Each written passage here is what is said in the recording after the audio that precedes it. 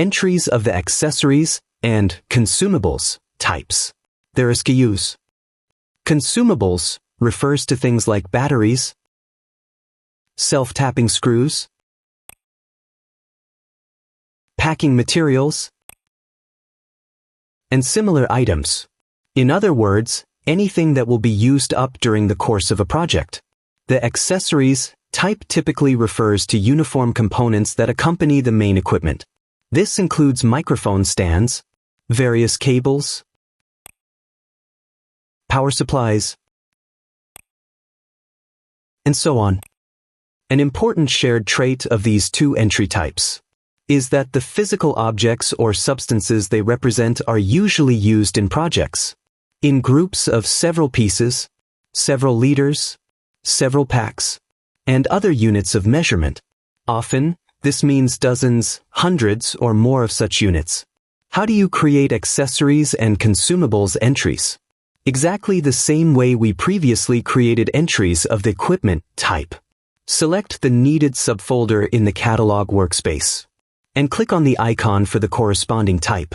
Let's go with Consumables this time. After that, the entry appears, and its card. The cards of consumables and accessories look exactly the same as that of equipment.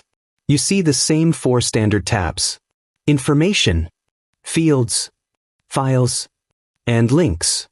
The main difference between accessories and consumables versus equipment is found at the SKU level. This difference lies in the fact that for accessories and consumables, based on the previously mentioned trait, an SKU refers not to a single item, but to a group of them. Moreover, the number of items in that group can vary, depending on your needs, resources, and overall logic. Let's look at this with an example using consumables. Suppose your company has purchased 2 barrels of smoke fluid for the smoke machine. How do you reflect that in the catalog? To begin with, you need to create an entry. But we've just done that, so we'll skip this step. Next, enter the specifications of the entry in its card.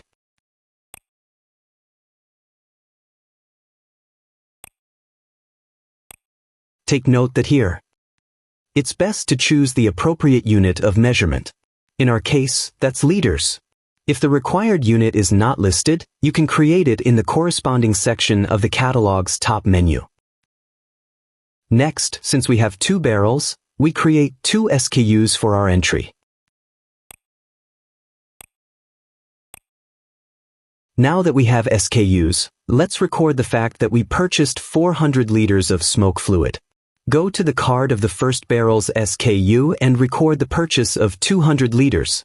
Note that the menu includes several quantity management options for this SKU. Buy, this lets you increase the total quantity.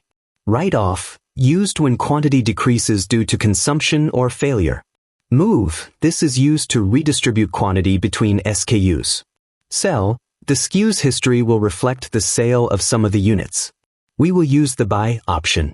Enter the quantity, purchase date, and price. The quantity shown in the SKU card for our barrel is now 200.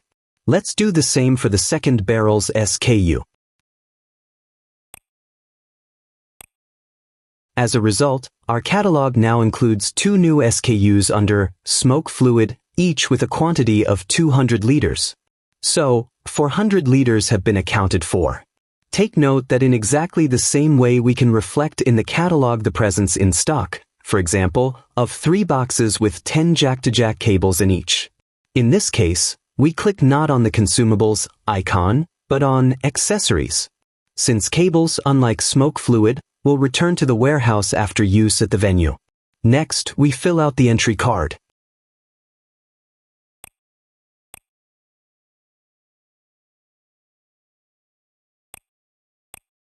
And the unit of measurement we choose is not liters, but pieces.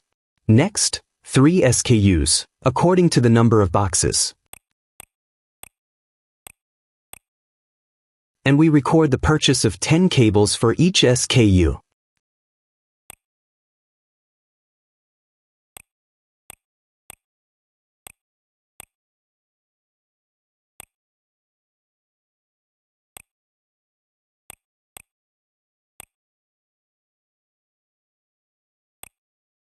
As you can see, each of the 3 boxes now contains 10 cables.